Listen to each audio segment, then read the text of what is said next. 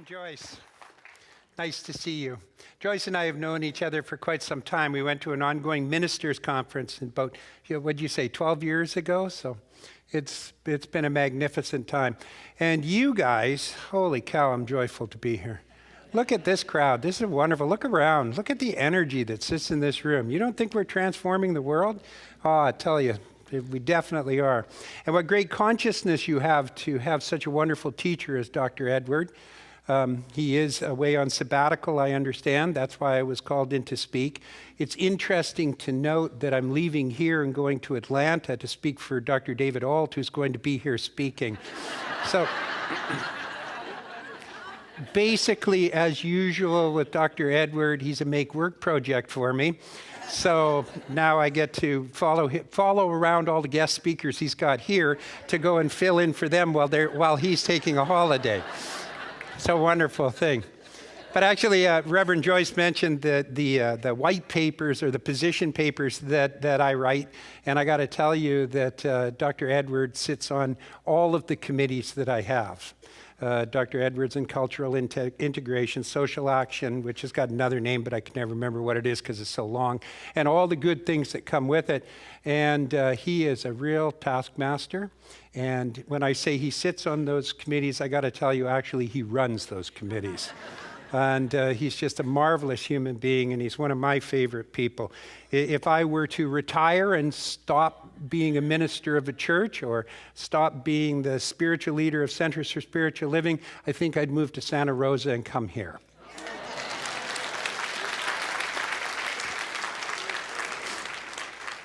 So we're doing the themes, which we put together, and they're a magnificent group of themes. And I know Edward, before he left, already got the themes ready for 2018, which gives you an idea of just what a dedicated soul he is. But I'll share with you that today the theme we've got is dealing with conditions. And I've just got to let you know, I have a lot of experience with dealing with conditions. A lot of experience. It seems to me that my entire life is about dealing with conditions, things showing up in my life which I don't necessarily like or which I don't necessarily want, and then finding ways to be able to transform who I am so that I can change that condition and change that experience. Does anybody here have a condition they're dealing with right now? I think it's pretty much unanimous. There's always something. There's something in the pathway of our lives that's there. And we know, I mean, we've been through the story. We know that it exists for the purpose of us being able to learn what it is that is necessary to expand our consciousness to a greater idea so that we can have a greater experience. The problem is that, I don't know about you, but I believe it all the time intellectually, but I don't always act on it all the time. I don't always practice it. I quite often find myself in a situation, as a matter of fact, where it's almost like I relish and enjoy the pain and anguish of a situation because I know what the answer is, but somehow or other, when something occurs in my life, I have a tendency to kind of push it around and keep it in front of me for sometimes hours, sometimes days, sometimes weeks, sometimes months. And then all of a sudden I'm reminded and I remember, you know, I could actually do something about this, but in order to do it, I have to change what I'm doing and what I'm believing and what I'm holding on to be true, what I'm actually embracing as a belief system in my life. My best metaphor, the greatest metaphor, which I'm going to share with you, I shared it at the first service and I'll share it at the third as well. My greatest story, which for me reflects where I go and how it works, is the story of the cowboy in the Old West, who pretty much grew up on the range with his cows and didn't get to come into town very often and didn't really know much about anything beyond cows and country and things that he hangs out in. And one day he came in to get some supplies, and when he comes in to get supplies, he goes to the local dance hall and spends the evening out. And at that particular time, in that era, the turn of the last century, what happens, he shows up and Mr. Edison's moving pictures are in town. And for the first time ever, and nobody really knew about them before, but they're showing in the dance hall. And so they put them up, and they put them on a screen in the dance hall, and they begin to run the movie. And you know the movie. The movie has an antagonist, it has a protagonist, and it has a victim. You know that? You know, and the protagonist is Snidely Whiplash. And the antagonist is Dudley Do-Right, the sweet, young, good-looking young man. And the victim, the love, the heart, is Tess Trueheart. And so the movie starts running, and as it begins to run, sure enough, it gets to that stage in that place that movie runs to. And we all know it because every movie ever since basically picks up on the same themes and the same ideas. And to a large degree, our lives pick up on the same themes. The only thing is we get to play all three parts, which is really interesting. But the time comes where what happens is Tess Trueheart, who has somehow or other been brought under the spell of Dudley Do-Right, finds herself in a situation where she finds out what an incredible cad he actually is, and therefore tries to break away. But when she tries to break away, Snidely Whiplash will have nothing but revenge about it. And so she starts crying out for help from beautiful Dudley Do-Right, who's off in the distance. And we know that the end result must be that Snidely Whiplash takes Tess Trueheart to the rail yard and ties her to the rails. And there she's on the rails, and Snidely is hee-hee-heeing and sneering and saying, now you'll get yours. And Tess is screaming, oh, please, please save me. And Dudley comes riding up on his horse to save her.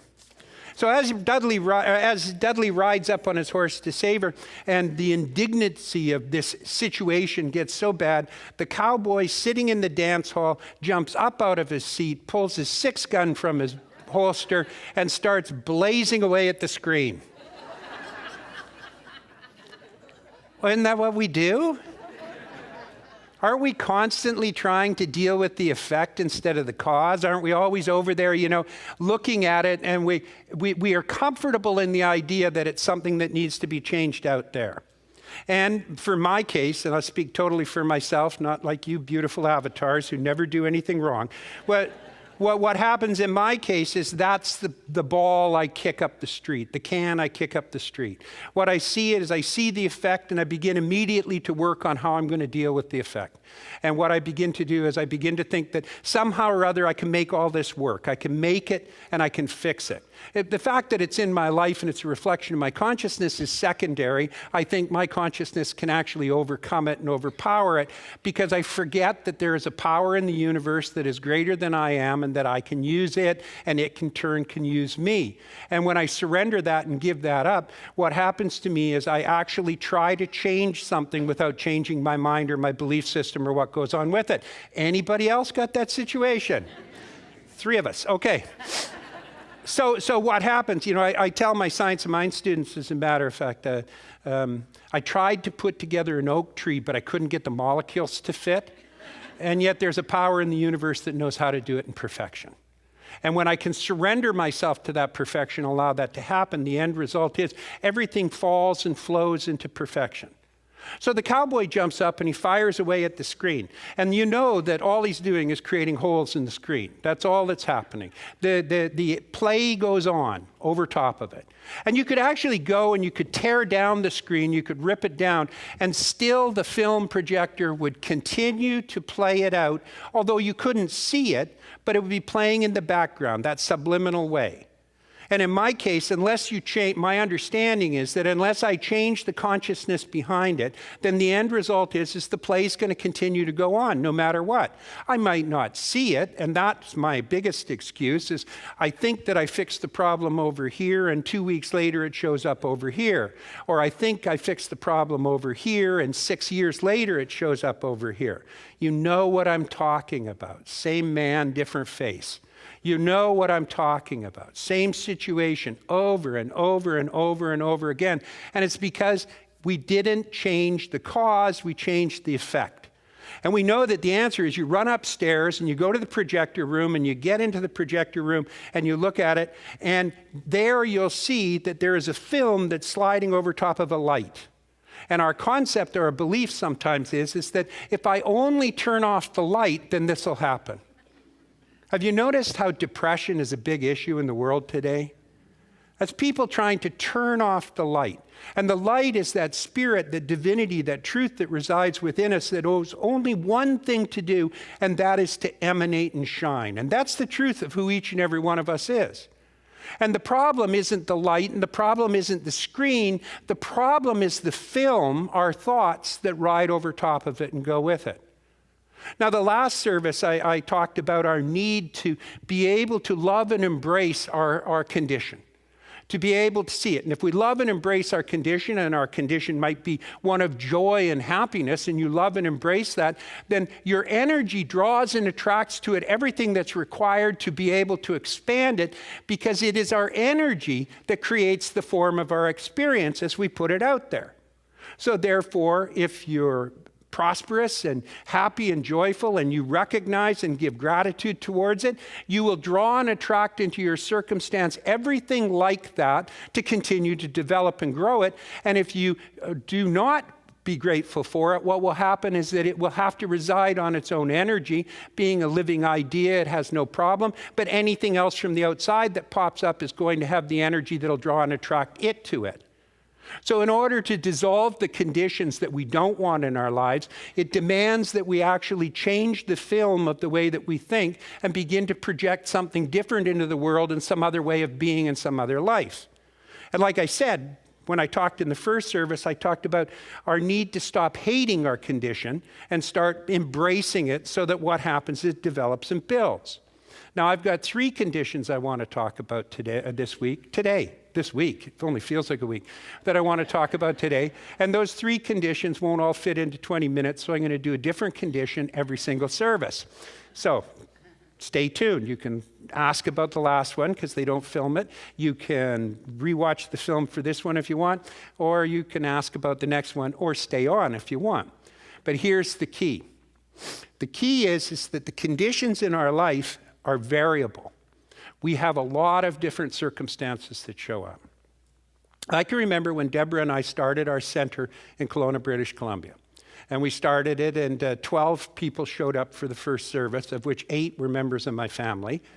And I had 2 little kids, two very young children, and Deb and I were gung-ho into this, and our first offertory was $75, thanks to my sister, who tithes 50, and the end result is that for that week, we had $75 to live on, and the 12 people dwindled down to 6 before it began to grow again. So they didn't like me. What can I say? So there we have that situation, that circumstance. So we're developing and building the center. But there was this one couple that showed up in the very, very beginning. And oh, they were sweet people. And we just adored them. And they were so helpful. You know, when we showed up, we were in a little tiny hall, and what they would do is they'd set up the chairs, they'd make the coffee, they'd do all the volunteer work that was happening. And in turn, what Deborah and I would do, my wife Deborah and I, what we would do is we became very, very close with them. And we'd counsel them for no charge. We married them without charging them. We would give all of our time. We'd spend an incredible amount of time with this couple. And they were there for about 6 months, and the church is beginning to grow, and it's feeling really, really good. And at that particular time, because of the circumstances in my life, I was really focused on a condition in my life called money. It was really irritating because I was always trying to find a way to be able to make ends meet. We started the center and we didn't have very much. We'd moved from a farm in Southern California and we'd moved up to Kelowna. So we were kind of relying upon the income that came from the center to keep body and soul together. And so as we were doing this and progressing, it occurred to me that the first thing that I needed to do in order to be able to be functioning prosperous would be to get rid of all the debt that I had in my life. Because as a California farmer, and it wasn't a small farm, it was 1,100 acres. So I was owed a lot of money and I owed a lot of money. It's just the way my condition always happened to operate and always happened to work at that particular point. So I can remember that I wanted desperately to get rid of an end debt in my life. And so I remember I went on this spree of treatment work and contemplation and meditation every single day to eradicate debt in my life. And sure enough, you know what happened? Oh, yes, you do. The debt just started to mount, seemed to grow. How can this be? I'm a good person. I tithe. I go to church. I pray. How come this is growing? How come it's always expanding? And the reason, of course, it's expanding is because there was something that I needed to learn to be able to transform the effect, and my prayer work was all centered on the effect rather than centered on the consciousness of the learning and the ability to grow. Am I making sense? And so what occurred was this lovely couple that showed up, and I was working on the eradication of debt from my consciousness. This lovely couple showed up, and we were growing, and the church looked like it was doing good, and we were finally heading the right direction. The debt kept mounting. My treatment kept growing strenuously. You know the treatments I'm talking about. Surely you've done them yourself. The prayers that where you're supposed to focus on the divine, you're supposed to focus on the light and the goodness and the joy, and instead the whole treatment seems to be focused on the effect. I believe in God and absolutely nothing else. I know that I'm unified with this power that I call God, and I speak my word right now, knowing that debt is eradicated from my experience, that I no longer have bills in my life, and all the energy goes to what I'm treating to be rid of, as opposed to what I actually know. The treatment actually should be, I realize and accept that I am a living individualization of the light itself, and that therefore all things come to me with ease and joy. And when I get that feeling, then that becomes the creative urge. When I get the other feeling, all I'm doing is drowning.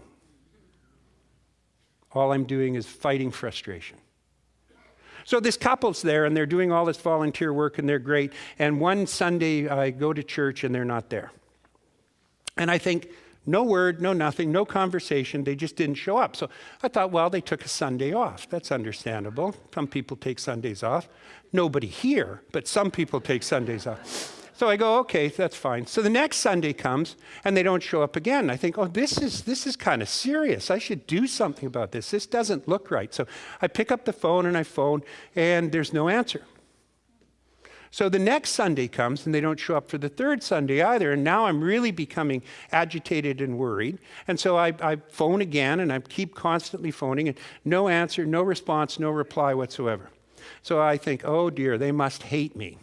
And all my energy goes to that. All my energy goes to the lack. All my energy goes to whatever's there. And so I have a practice. I do spiritual practice 2 hours a day, every single day. So I'm in my spiritual practice in my backyard, and I'm doing my contemplation. And I'm going through my contemplation, which is really a basic concept, because what I do is at that particular time, as I look at the conditions in my life, and when I look at the conditions in my life, I clear myself and I say, okay, what is it within me that needs to transform in order to transform the effect of my experience and what needs to go on? I'm sure every person here does their own work 2 hours a day. So I'm doing that, and I'm working through that, and I'm going at it, and this statement jumps into my head.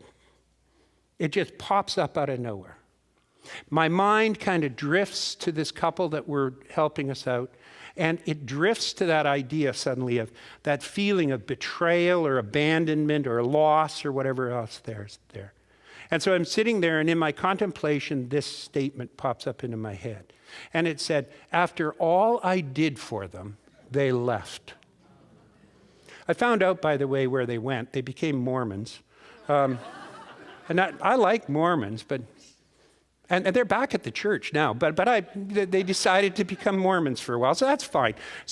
But that after all I did for them pops into my head.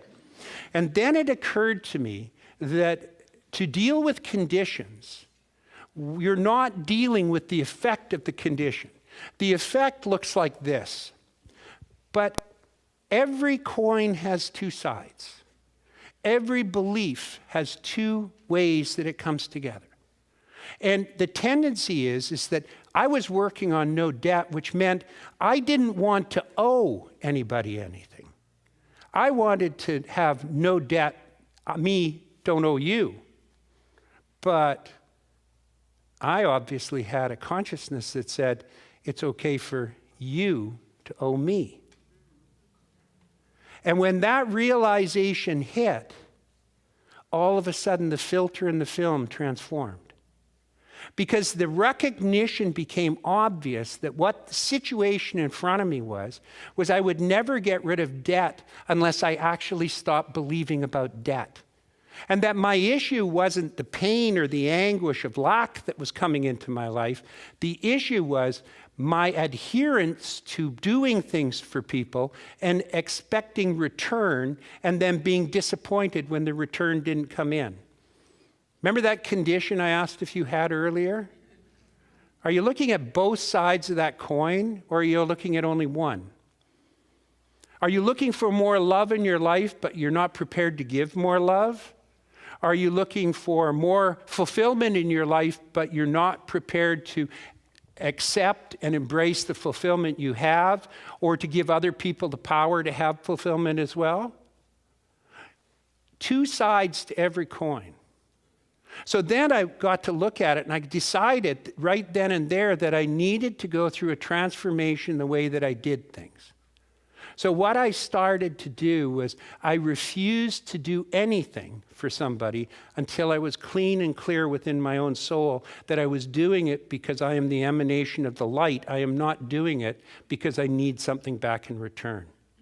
So suddenly people would phone me up for counseling, and I would say, oh, I got to think about that. I'll let you know. Let me call you back. And then what I would do is I would go into the den of my own mind, and I would cleanse myself of any expectation came in return. I would clear myself as to what my vision, my direction, my ministry, my calling was in my life, which we all have. And then what I would do is I would step into that calling, and I would show up without an expectation of anything coming back again. It got to the point, as a matter of fact, within months, by the way, I was totally debt-free. It just fell away. I don't know how it went. I don't know how it disappeared. I have no concept whatsoever. I couldn't possibly tell you how I went from the amount of debt I had to nothing. It just disappeared. Because that divinity flows through. That light can only attract what it is that's fed, what you believe and what fits in there. And if you believe somebody else owes you, then you believe in debt, and it's almost guaranteed that you in turn need to owe somebody else and live your life from that point. So I started to live my life in a cleaner, clearer way. As a matter of fact, my brother came to me years later, and I, by the way, have zero debt, none, zip. I make special considerations for mortgages, but even that's gone. But the thing is that I just refused to do it. I wouldn't show up here with an expectation of return unless I was clean and clear in my own consciousness that I was here for a purpose that served me. And I don't mean that to sound selfish, but when I say served me, I need to know that it's part of my ministry, it's part of my calling, it's part of my service to life. And if I show up expecting that something's going to come back to me in return, then I am out of integrity with my own belief system, and what I'm doing is opening myself up to live in debt again. And you can do this for every single situation, a condition that exists in your life. There are two sides to it. And when you cleanse yourself of one side, the other side presumably should be cleansed as well. But it doesn't work that way. And it's always the other side that you're not looking at. It's not that I owe you that is my issue. It is that I think you owe me that is my issue. And that's what needed to be healed. So my brother comes to me, as a matter of fact, and he wants to borrow some money. And so I had the money, and I said, okay, I can't lend it to you. And he said, what do you mean you can't lend it to me? You've got the money. Lend me the money. I only want it for 2 weeks. I'll get it back to you. I said, no, I cannot lend it to you. You don't understand. I don't believe in debt. For me to be able to give you, for me to be able to have you have this money, I have to give it to you. Hey, well, sure. but I needed to work. So I needed to go, and I needed to sit in my meditative idea, my contemplative, my treatment work. And what I needed to do is I needed to clean myself totally of the fact that there was going to be some kind of connection or string that was attached to this. And when I got to that point, which took about 10 days, I put the money in an envelope. I went to his house, knocked on the door, handed it to him, said, here, I want you to have this. Thank you so much. And went away and never bothered me again. Of course, it came back to me shortly thereafter, pressed down and flowing over, which is how the universe works. But it wasn't my expectation that that would work. It was what I needed to do for my self-discipline to transform the consciousness that I had that was wrapped up in my life, so that I would stop dealing with the effect of it and actually start dealing on the belief system and the veil that I had, which is called my film, which allows me to be able to be who it is that I choose to be and live my life according to the way that I choose to live it. Am I making sense? So when one deals with conditions, one has to understand that there's steps that they have to do, and that it's often not as simple as what you think it is. One of my teachers, Dr. David Walker, said that the mind is like a cluster of grapes. And he said, our tendency in this teaching is to believe that we can reach in around that cluster and find that one bad grape that we don't want and pluck it out and pull it out. He said, that's not the way this law works. How it works is you have to transform the entirety of the cluster. You have to know how to be able to change and be willing to change the truth of who you are and give up what it is that you've been holding on to in order to get a new experience back in return. I'll share with you is that I want nothing more for this world than each and every one of us to be able to deal with the conditions of our lives in a sensible, sane way. To stop shooting at the screen, which we see happening so often in so many places in so many different ways. To be able to rise above the effect and instead rise into the consciousness of that love, that light, that joy, that beauty, that truth of who we are, and become authentic and actualized as human beings, so that what we can actually do is move forward. Now, it's been 100 years or 120 years since Edison came out with the moving pictures, and we're quite accustomed to it now, and we would no longer even dream of standing up and shooting at the screen thinking that that would change something, because we know better, and when we know better, we do better. But I'm telling you that we need to start practicing doing better in our life and in our world, and stop dealing with the effect and start dealing with the cause behind it. We need to get to the nuclei of what goes on, which means in some way that, as Dr. Holmes said, give unto Caesar, or Shakespeare said, give unto Caesar what is Caesar's, give unto God what is God's. What we need to do is we need to realize that we have to give something up to get something. And what we usually have to give up is we have to give up a belief system that we're holding on and harboring to. I want this world to be that way. I want to be that way, and so I practice it. I practice it regularly, and I fail regularly. But I do my spiritual practice and get back on the beam and follow through again. I don't kick the can for 30 years anymore. Now I kick it for 3 minutes or 3 weeks or even 3 months, but it's not like it used to be, because I'm expanding and growing and changing my film. And I'm stopping dealing with the effect and starting to deal with the cause. So I share this with you with love and with honor, trusting that dealing with conditions is something that is necessary for each and every one of us, and that to be able to do it, in order to be able to become the people that we want to be, it requires that we do our spiritual practice and we work on it. It requires that we be prepared to give something away to get something back again. It requires that we actually open ourselves to understand that it's not as simple as we look at. And it requires that we recognize that the effect does not play a part. It is the cause that is the transformative issue. So I bless you. I thank you so much for inviting me here. And please know how loved and honored you are. God bless you. Thank you.